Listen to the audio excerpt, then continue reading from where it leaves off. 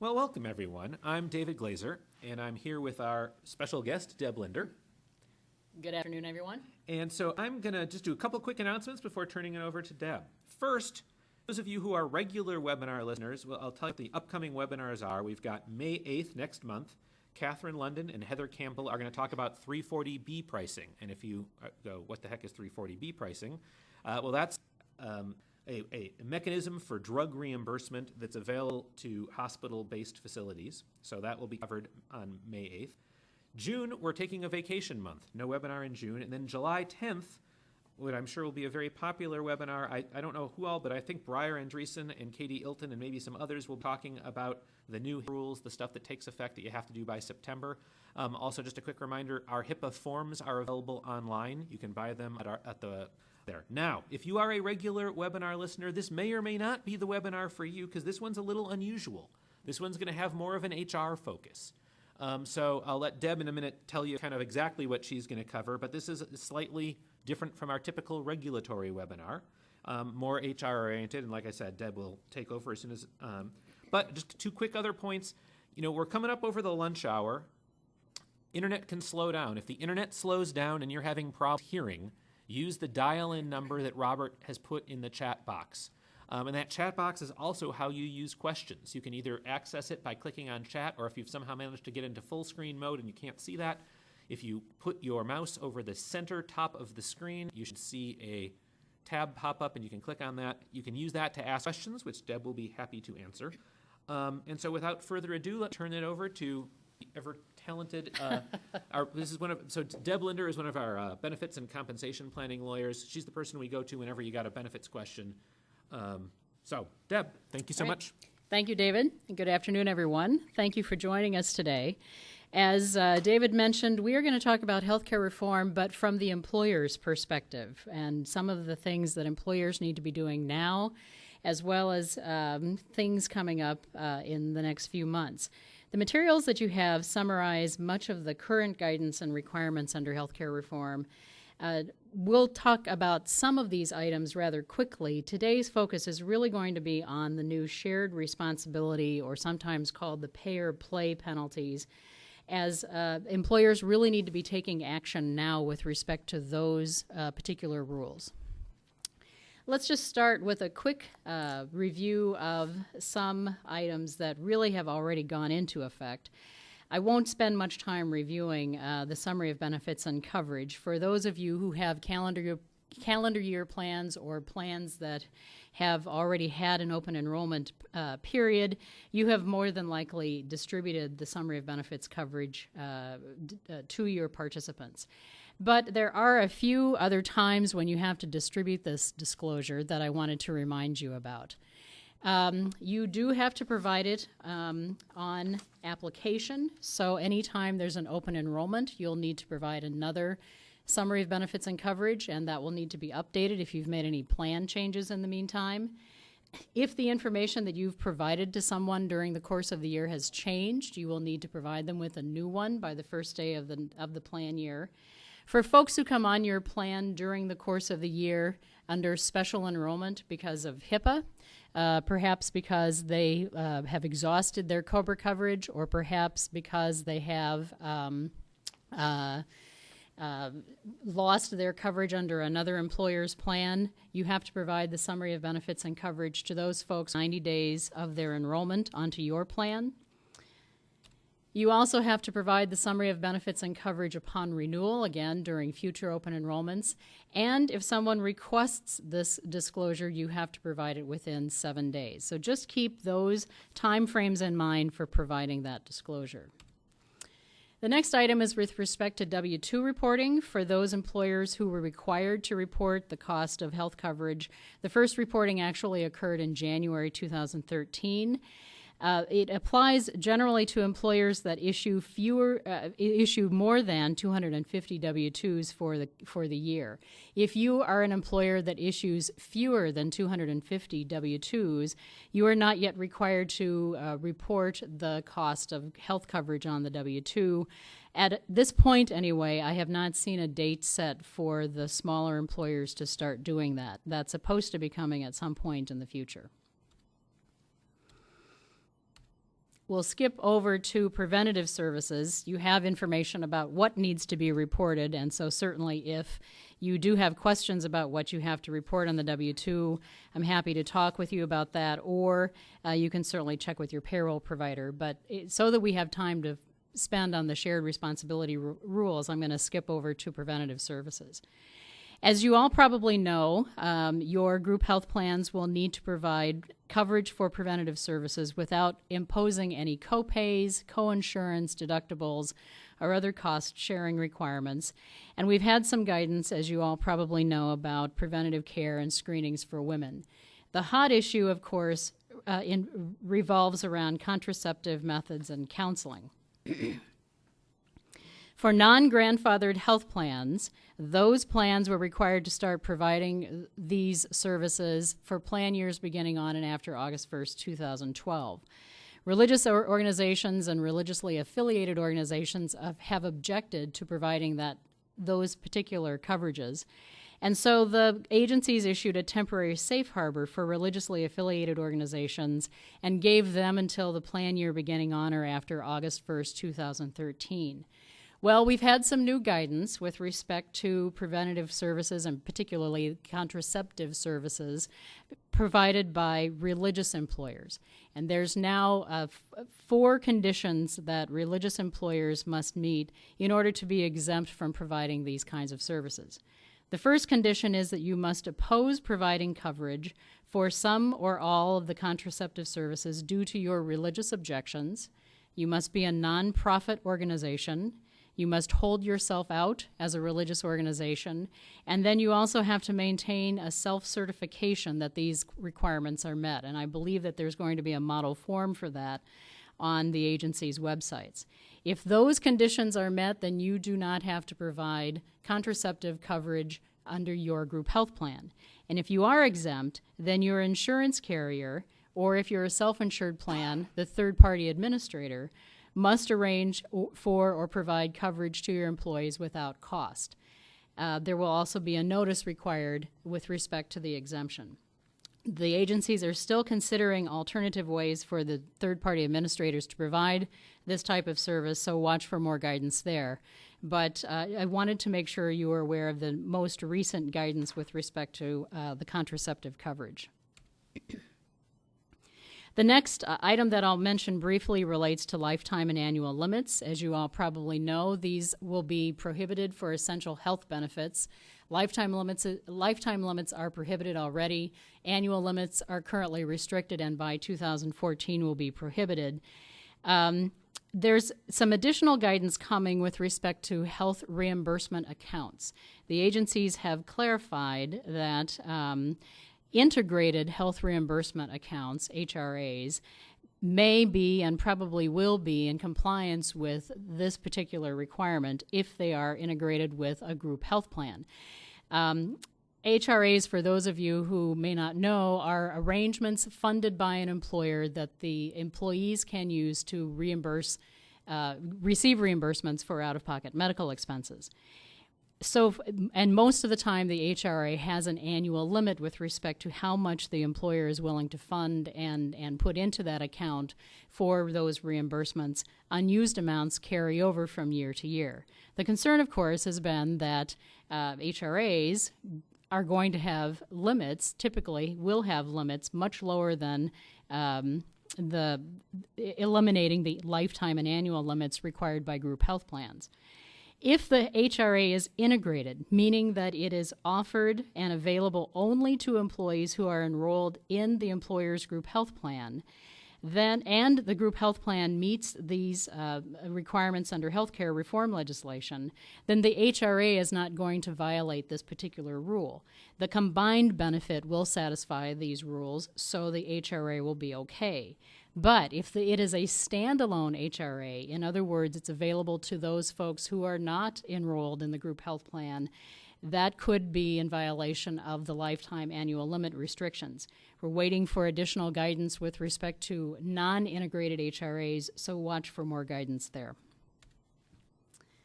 Automatic enrollment, I'll just mention that we don't have any additional guidance yet. That's expected to go into effect in 2014, but for now, just watch for more guidance. So let's move on to the primary focus of today's discussion, and this is with respect to shared responsibility. We have proposed regulations that were issued at the end of December. They are still subject to comment and possibly subject to change, but employers can rely on these rules at least through the end of 2014. And as I tell most of my benefits clients, the devil is in the details. These rules are very complicated, and the details are very important for figuring out how these rules will apply to your organization and to your group health plan.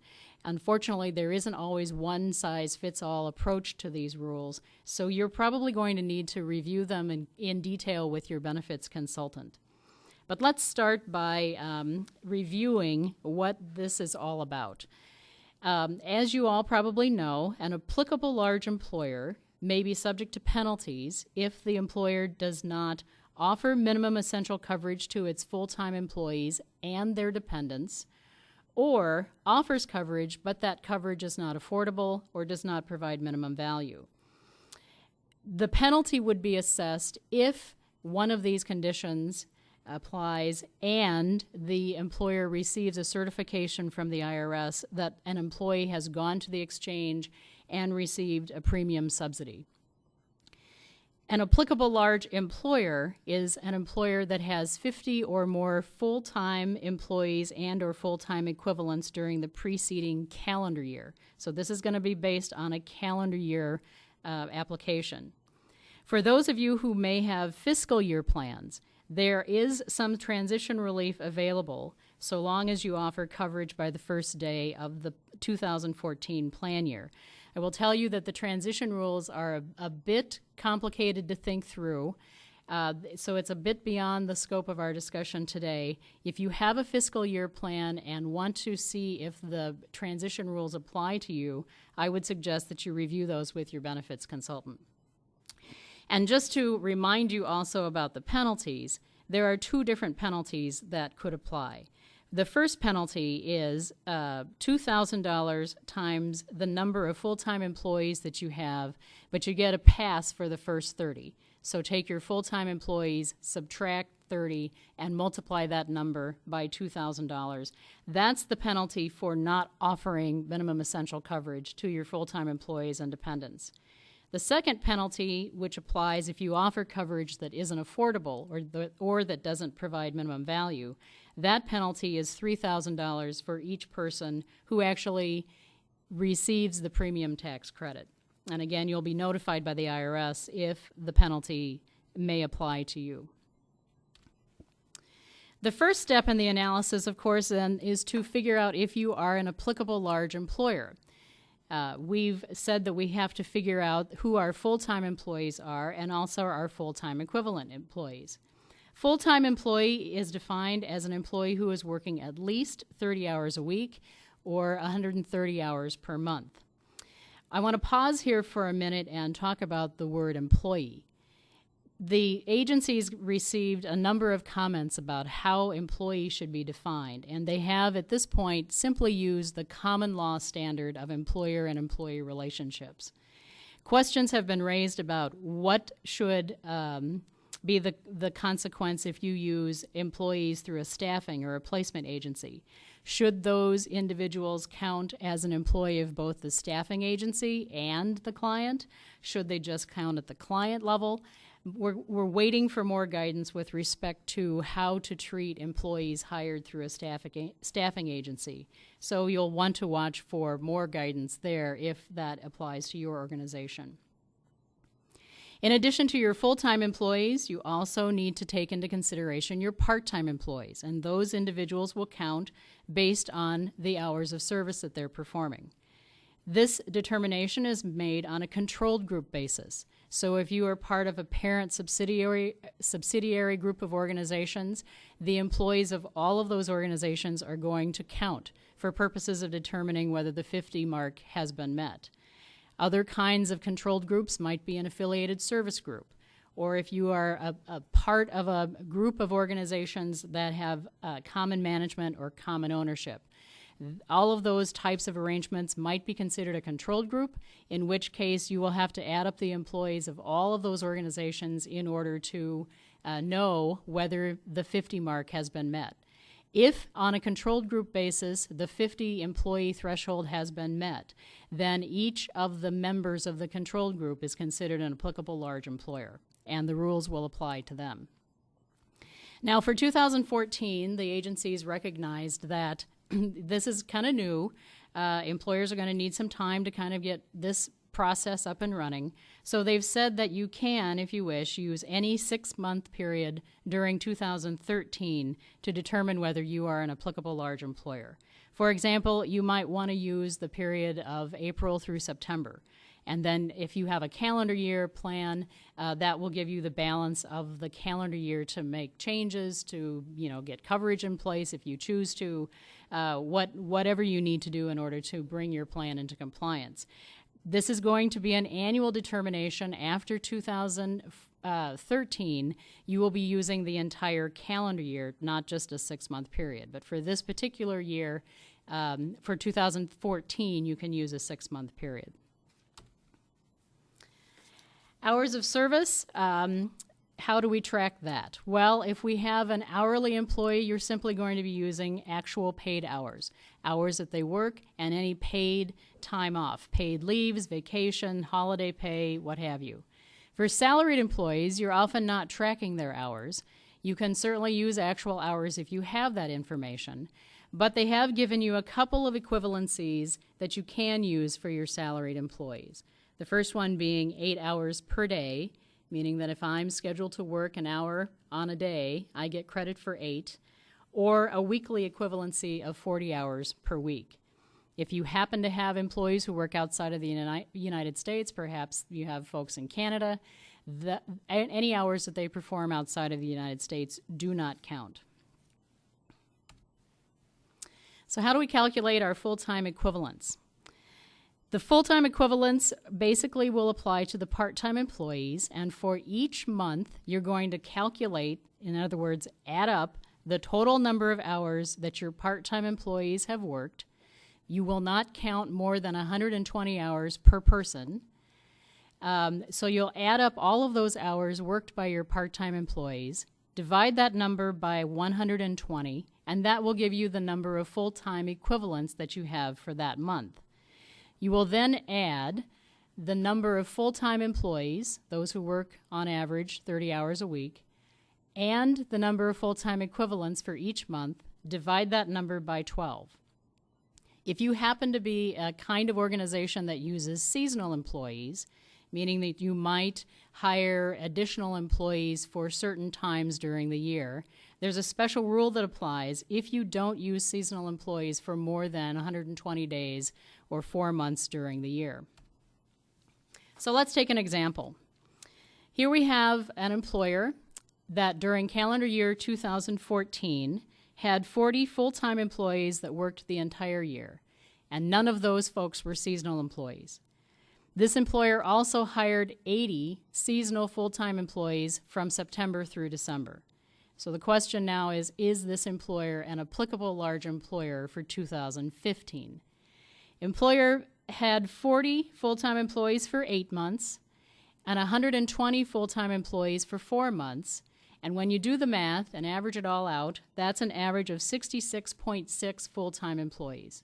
You get to round down to 66, but it's still over 50. However, this employer can rely on the seasonal employee exception because the employer used seasonal employees for only 4 months during the year. What if this employer had also used seasonal employees during the month of August?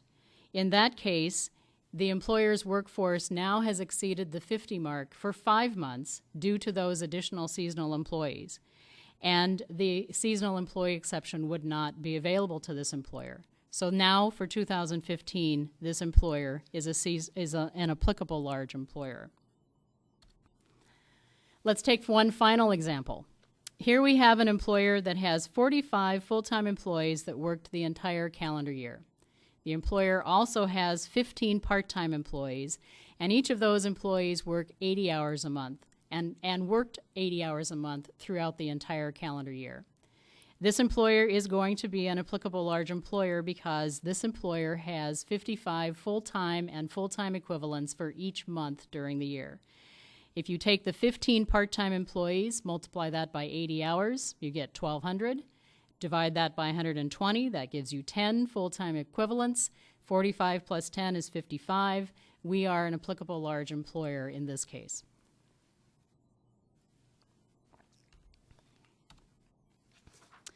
All right, so now we're going to assume that I'm an applicable large employer. The next step is to figure out who do I have to offer coverage to. If I'm going to offer coverage at all, who must I offer that coverage to? Again, the guidance is effective at least through December 31st, 2014 for determining whether your employees are full-time for purposes of offering coverage. There is one set of rules for your current employees, sometimes called ongoing employees in the guidance, and another set of rules for your new employees. Here, even though you might be part of a controlled group, each entity within the controlled group is going to make its own determination about who is a full-time employee. So, for example, if you are a parent-subsidiary set of organizations, the parent is going to make its own determination, and so will the subsidiary. If the parent happens to offer coverage that's affordable and has minimum value, the parent will not be subject to any penalties. If the subsidiary chooses not to, the subsidiary could be subject to penalties. So each entity within the controlled group is going to make its own determination and the penalty will apply to each organization separately. For your ongoing employees or your existing employees, you can use what's called a measurement period, sometimes called a look-back period, sometimes called a standard measurement period, of anywhere from 3 to 12 months. It's your choice what time period you want to use to determine whether or not those folks are working on average at least 30 hours a week. If the person is determined to be full-time, then they remain full-time during what's called a stability period, and that stability period must be a period of at least 6 months, 6 to 12 months.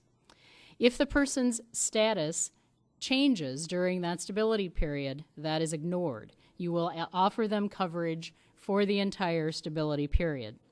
Now, I've talked with several employers, and most of them are thinking that they're going to use a 12-month measurement period because that will balance out any fluctuations in hours over the course of the year, and more than likely will use a stability period of 12 months as well and have that stability period correspond with their plan year. If you use shorter periods, you can certainly do that, but I would caution you that if you have folks coming into and off of your plan during the course of the year, you're going to have to provide those folks with Cobra notices and monitor your Cobra process very carefully. So I think that's why many employers are thinking that they will use a 12-month measurement period and a 12-month stability period, at least initially, to start this process. You can also have what's called an administrative period of up to 90 days, and that's the period of time that will allow you to determine whether the person is eligible and get the person enrolled on coverage. And you can, if you wish, use different time periods for different categories of employees, for example, union versus non-union, salaried versus hourly. But I guess I would suggest that you keep your life simple and try to keep the number of processes that you have going to a minimum. Okay, so let's take an example. Here we have an employer that has decided to use a 12-month stability period that starts January 1st. January 1st to December 31st is the plan year for the group health plan. That's why they chose that particular 12-month stability period. They also chose a 12-month measurement period starting October 15th. And you might say, well, why would they choose October 15th? More than likely, the open enrollment period for this employer starts somewhere around the middle of October, so they're trying to measure the full-time status of their employees in such a way that it will give them time to get them enrolled during their open enrollment period. And then the period of time from the end of that measurement period to December 31st is our administrative period, okay? So we have an employee who works on average 30 hours per week for the period from October 15th, 2014 through the following October 14th. That employee is considered a full-time employee and must be offered coverage for the stability period starting January 1st, 2016, even if the employee's hours decrease during that calendar year. Let's take it one step further. We would then also measure this employee's hours during the next standard measurement period that starts on October 15th, 2015. Now, in this case, the employee doesn't work on average 30 hours per week. So the employee does not need to be offered coverage for the stability period starting January 1st, 2017. However, the employee must still be offered coverage through the end of 2016. You're going to have some overlap between your administrative periods and your stability periods to make sure that there aren't any gaps in coverage. And I'll just stop here for a minute to make sure you understand you just have to offer the coverage. The person doesn't have to take the coverage. But if you want to avoid the penalties, then you must offer it to them. But in any event, in this particular case, the employer would not have to offer coverage starting January 1st, 2017 to this employee. For new employees, we have a similar set of rules. If the employee is reasonably expected to work full-time when you hire the person, then you must offer coverage within 3 months of the person's date of hire. But if you're not sure that the person is going to work on a full-time basis, maybe their hours will fluctuate, maybe they'll work full-time for part of the year and part-time part of the year, maybe their hours are going to vary from week to week, whatever the case, if you're not certain that the person is going to work on a full-time basis, then you can use a similar process for determining whether or not the person is eligible for your group health plan and has to be offered coverage as a full-time employee. You can use, an initial measurement period of 3 to 12 months, and that period can begin either on the person's date of hire or the first of the next calendar month. It's your choice.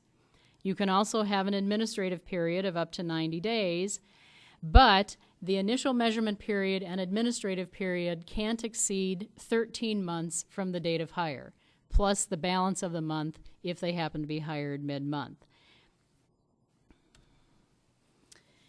If the person is determined to be full-time, then coverage must be offered during a stability period that is associated with the initial measurement period. And again, that's going to be a period of 6 to 12 months. In addition to that, you will also start testing this employee's hours during your standard measurement period, the first one that begins after the employee's start date. So for the first year or so of their employment, you're actually going to have 2 measurement periods running for this particular employee. One other note, if you have someone who changes to a full-time position, perhaps through a promotion or something like that during the course of their initial measurement period, you may have to offer that person coverage earlier. And I would just caution you about that. If that circumstance arises for you, you should probably check with your benefits consultant to work through the rules there. So let's take an example. Here we have an employer that uses a 12-month initial measurement period beginning on the employee's start date and an administrative period that runs from the end of that 12-month period to the end of the next calendar month. We also use a 12-month stability period corresponding to the initial measurement period. We have an employee who's hired on May 10th. For the 12-month period ending May 9th, 2015, this employee works on average more than 30 hours a week. We give ourselves a little bit of time to get the person enrolled. Our administrative period ends on the following June 30th. May 9th to June 30th is our administrative period for this particular employee. The employer then must offer this employee coverage for the period July 1st, 2015 through June 30th, 2016. That's the stability period that corresponds with this particular employee's initial measurement period. Okay, this employer also tests the employee's hours using the standard measurement period that begins October 15th, the one we talked about just before for our ongoing employees. In this particular case, the employee continues to work, on average, at least 30 hours a week during that standard measurement period. In that case, we know that coverage would have to be offered for calendar year 2016, so that would carry the employee on through the rest of 2016. We've already offered coverage through June 30 based on the stability period corresponding to the initial measurement period. We would now have to offer coverage for the rest of the stability period that applies to the standard measurement period. So we got two periods going on here. If, on the other hand, the employee did not work 30 hours per week during the standard measurement period, the employer still has to offer coverage through June 30th, 2016, because we have to carry the person through the stability period that relates to the initial measurement period, but we would not have to offer coverage for the rest of 2016.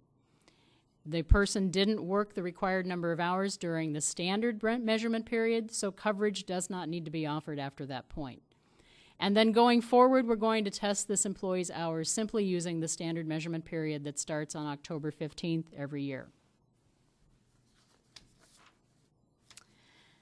A few other things that you need to keep in mind. The agencies recognize that for some employers, this is going to be a new process to get implemented. In some cases, it's going to take a lot of administrative time and thought in order to get this up and running. So they've said that for 2014, you can use a period of at least 6 months, starting on or before July 1st, and ending no earlier than 90 days before the beginning of the plan year. So, for example, if you have a calendar year plan, you might want to use the 6-month period starting April 1st, which would give you the balance of October, November, and December to figure out what you want to do or who you need to offer your coverage for. If you have a fiscal year plan, you may have to use a period of longer than 6 months. And again, I would encourage you to work through the rules with your benefits consultant because it's going to depend on how your fiscal year runs, how that coordinates with the calendar year, and so forth. A few other considerations that you'll want to keep in mind. The agencies addressed, in some respects, what to do about rehired employees. They don't want employers perhaps playing games with the system and terminating someone on the eve of the end of their measurement period and then rehiring them to start the clock over. So if you have someone who has left and is rehired, you will treat the person as a new employee if they have not performed services for you for at least 26 weeks. There's an alternative rule that you can use called the rule of parity. That can apply if the person has not performed services for at least 4 weeks. So somewhere between 4 weeks and 26 weeks. But they also have to be gone for a number of weeks that equals the number of weeks they worked for you. For example, if I had worked for the employer for 10 weeks and then I leave, I would have to be gone for at least 10 weeks before this employer could treat me as a new employee again when I'm rehired. Questions also came up with respect to FMLA, military service leave, and jury duty leave. These special types of leave, the regulations say that you can either ignore the period or credit the person with the average hours that they would typically have worked during that time so that the person is not penalized for being absent. These are the only types of special leave addressed in the regulations. So you'll want to make sure that you take those into consideration. Presumably you could be more generous if you wanted to, but these are the leaves that you must give credit for or ignore. So what do you need to do now? If you haven't already, you need to start thinking about what your standard measurement periods and stability periods are going to be for your current existing employees. You're also going to need to be setting up your initial measurement periods and stability periods for newly hired employees. And you're going to need to consider how all of that coordinates with your plan year, your open enrollment process, how long you'll need to get people enrolled, etc. Again, can't stress it enough, if you have a fiscal year plan, you really need to sit down with these rules and work through them with your benefits consultant because you'll need to really think about how the timing is going to work. And, you know, I'll say this, for those of you who track hours with respect to your retirement plans, your 401k, pension, profit-sharing plans, this process may not feel all that new to you. You're already tracking hours, perhaps, for eligibility investing. It's a very similar kind of process. We just have a little different time period and a little different numbers involved, if you will. But you are going to have to start getting these processes set up now.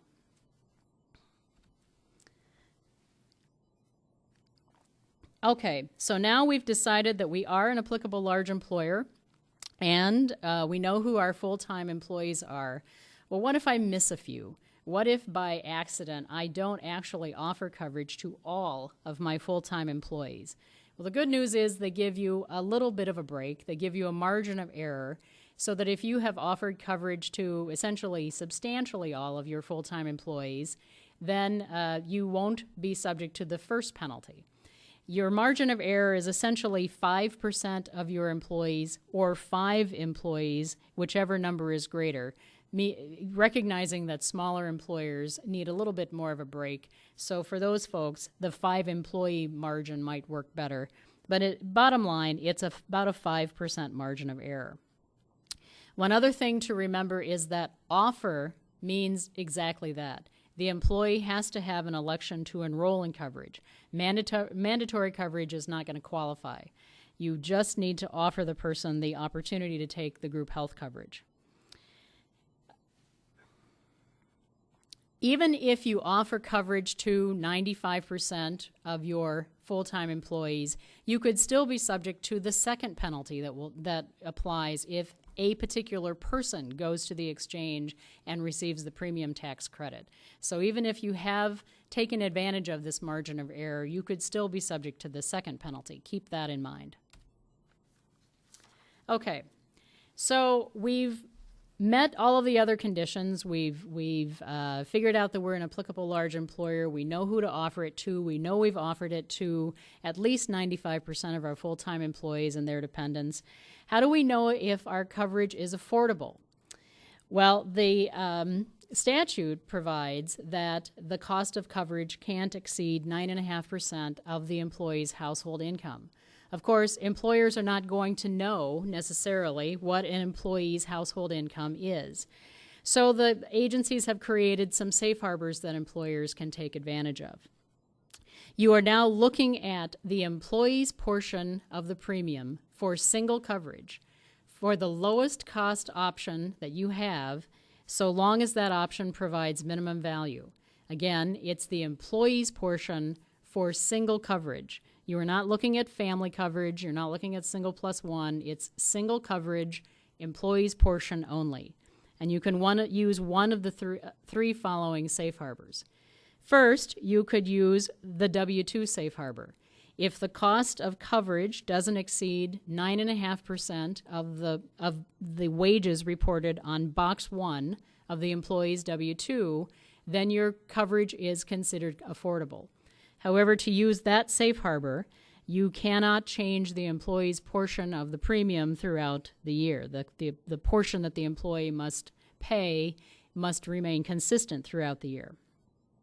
Now, that particular safe harbor is applied looking backwards. You know, you won't know what box 1 of the W-2 is until you actually issue the W-2 after the close of the year. But the agencies have said you can use it on a prospective basis, so perhaps take the W-2 information, multiply it by 9.5%, and use that for setting your premiums for the next year. The second safe harbor is a rate of pay safe harbor. So here you're going to take the employee's monthly hourly rate of pay on the first day of coverage, multiply that by 130 hours, and that is the deemed monthly income for the employee. For salaried employees, you'll use their monthly salary rate on the first day of coverage. And again, if the employee's portion of the single premium doesn't exceed 9.5% of that monthly income, then the coverage is considered affordable. In this particular case, however, you can't reduce the employee's pay during the course of the calendar year. And the last one is to use the federal poverty level for single individuals in the state where the person is employed. I suspect that employers are probably going to use one of the first two, either the W-2 wages or the monthly rate of pay. And quite frankly, for the employers that I've talked to, probably the rate of pay safe harbor is going to be the one that wins out. But you can use one of those two to measure affordability. And finally, even if we have our coverage is affordable, we also have to make sure that it provides minimum value. There is a minimum value calculator that has been made available by the agencies, and the website for finding that calculator is, I'll just read it to you, ccio.cms.gov.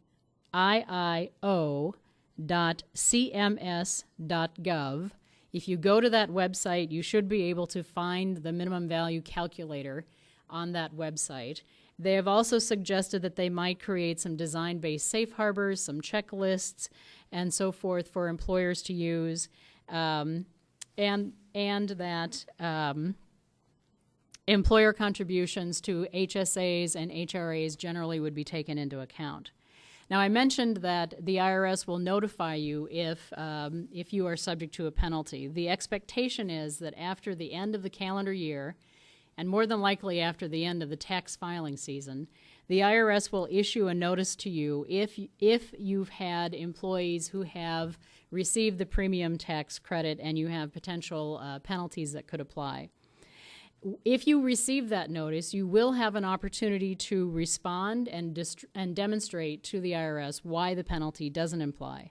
So it's going to be very important for you to have the records, have the information about the fact that the person wasn't a full-time employee, that your coverage was affordable, that your coverage provides minimum value, and so forth. You're going to need to be able to demonstrate why the penalty doesn't apply to you. The last piece of the shared responsibility relates to the waiting period. I mentioned that if you have a newly hired full-time employee, they have to be offered coverage within 90 days. Some new guidance just issued indicates that it is 90 calendar days, measured from the date that the employee is otherwise eligible for coverage. You can impose other conditions for eligibility, such as not covering particular classes of employees, so long as it's not designed to avoid compliance with the 90-day waiting period. And as you probably have guessed, this particular requirement is designed to coordinate with the shared responsibility rules. One other comment under the new guidance, they have indicated that if the 90th day happens to fall on a weekend or during the middle of the month, you're going to have to provide that coverage earlier. You're going to have to back it up to the preceding Friday, or more than likely back it up to the beginning of the month. For most of the employers that I've worked with, I don't have many employers that impose a 90-day wait. Most of them use a 30-day or 60-day period. But if you do have a 90-day wait for your health plan, you may need to consider backing that up to a 30 or 60-day period to avoid violating this particular rule. Okay, that's much of the information on the shared responsibility rules. As I mentioned, there are a lot of details with respect to these rules. It really is going to pay for you to sit down and work through them and apply them to your particular employee organization, your particular group health plan, perhaps talk with your carrier, benefits consultant, and so forth, and get your processes up and running. I want to spend a few minutes talking about some additional rules that we're still waiting for guidance on and other things that you'll need to think about with respect to healthcare reform. You all have probably heard that there is non-discrimination requirements that will apply to fully insured health plans. We had some proposed regulations that were issued, but the implementation date for those regulations was postponed. Until the final regulations are issued, employers are not required to comply with the non-discrimination requirements. We do not yet have guidance with respect to the non-discrimination requirements, but I will tell you that I've had many questions from companies and my colleagues in the employment law group about what to do with respect to severance packages, executive benefits, and the like. Many times when you're negotiating an employment agreement or a separation package, the separating employee wants Cobra, for example, for a period of time provided on a subsidized basis, or perhaps once longer than 18 months for Cobra coverage.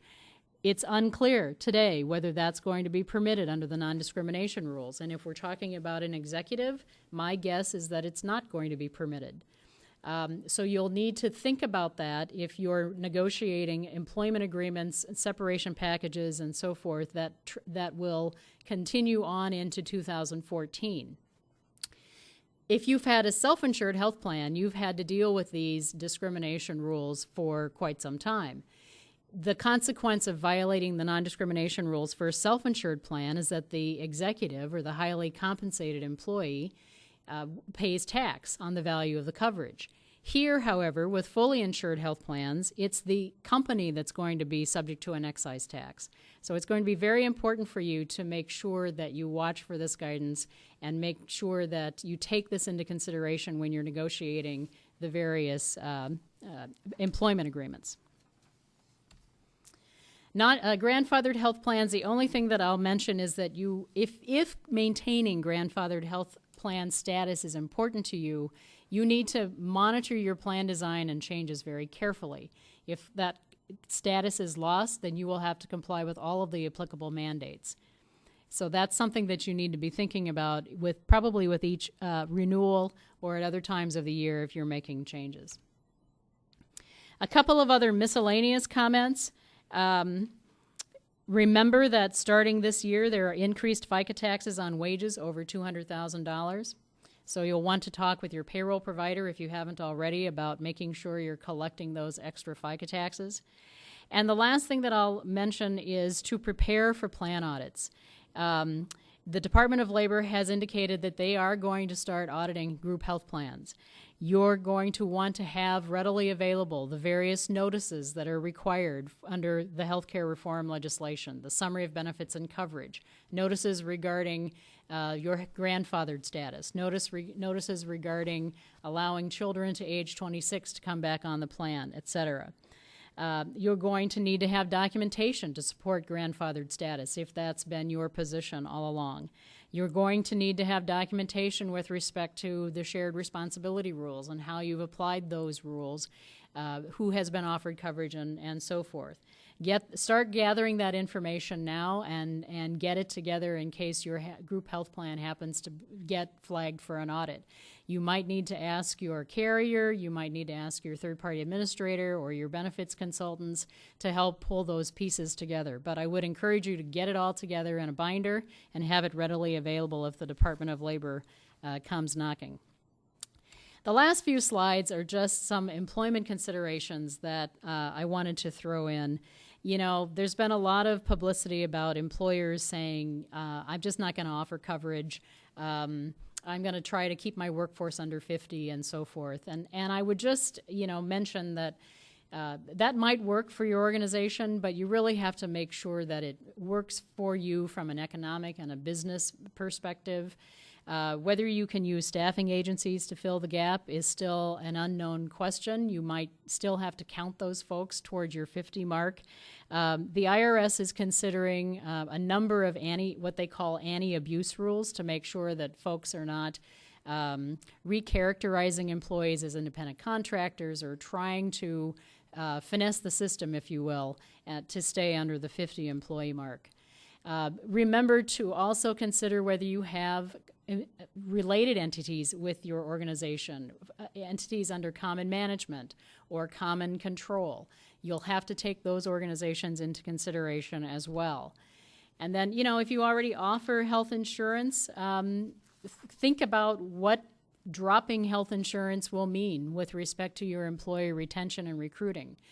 That's many, even if you might be cheaper for you to pay the penalty, it may be very important for you to have group health coverage to attract the good employees to your organization. So that is all that I wanted to share with you today. I have a large stack of questions, and I am certain that in the time remaining we will not be able to get through all of them. So let's see what I have here. The first question that I have is whether I'm aware of companies who will contract with large employers to handle self-insurance system. I'm thinking you must mean that whether there's going to be a company that will help track the hours.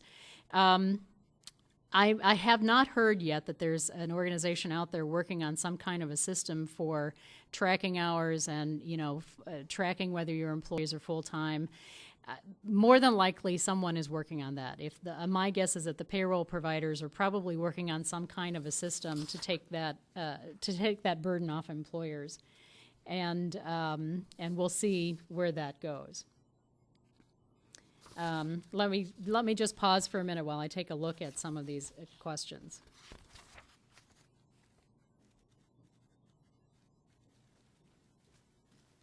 I'll just make an announcement while we're waiting for Deb to look through the questions. If you do want the slides, they are available for download at www.fredlaw.com/files/April 2013 webinar.pdf. And I will send that out as a text on the chat box too.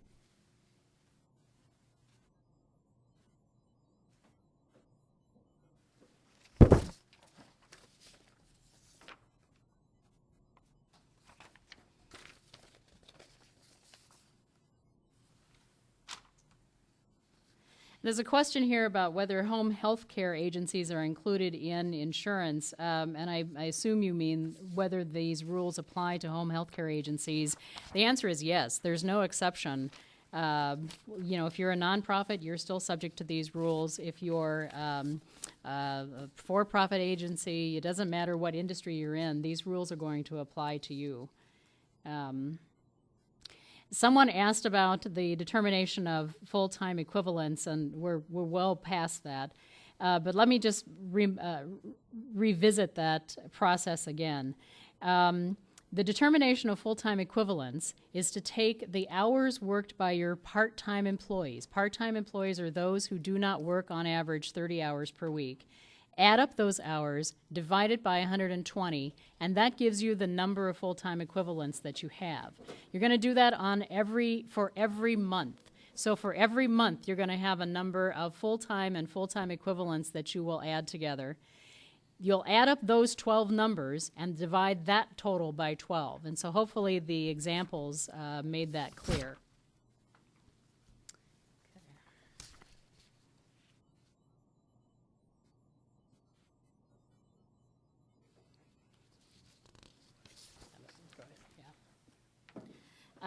There's a question about, is Cobra required when a variable employee is not eligible in a year following a year of coverage?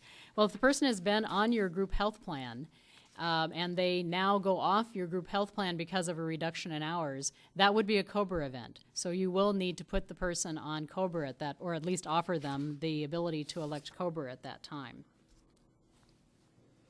There's a question here about whether we need to offer coverage now to employees who work 30 hours but less than 40, and that's a possibility. I mean, some employers have considered reducing their requirement from something north of 30 to 30 hours so that they make sure they have offered coverage to all of their full-time employees. I think the short answer to that question is probably yes. There's a question here about age restrictions under age 18. I'm not aware of any age restrictions. I might need to follow up with this person separately to understand what the person is asking. So I'll let Deb read a couple questions. But, Thank you. I'm going to let Deb read a couple questions while I just bring up a couple of quick points. So first of all, just a quick reminder. So for those of you who haven't done our webinars before, you will get a copy of this on a disk. Usually takes a week or two. And so if there's someone in the organization who you're thinking they should have heard this, you'll get a disk and you can let them hear it. Deb's mentioned a couple times you can always consult with benefits consultants, and if you've got a good benefits consultant, that's an option. You can also do what I do, which is you can call Deb. I'll remind you real quick of what the next 2 webinars are. May is 340B pricing, and then June is off, and July will be HIPAA. And then I think Deb has now actually, I'll ask Deb a question right here, which I don't know the answer to, which is, will you be offering a similar presentation for small employer groups? Actually, yes. We've been considering a seminar for essentially growing pains for small employers, because we've had a number of questions not only on healthcare reform but also other laws that can apply to employers as they grow and cross various employee thresholds. We're planning to do a webinar or a seminar, a live seminar on that topic, which will include information about healthcare reform up in our Fargo office at the end of April, and we're also considering repeating that seminar down here in Minneapolis. So watch for more information about that.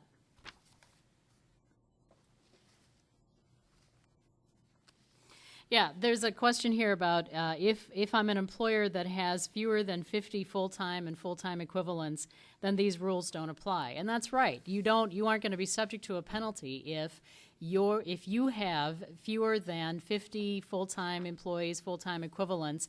You are not an applicable large employer, and the penalty will not apply to you. So you have, a bit more flexibility perhaps than an employer that's at 55.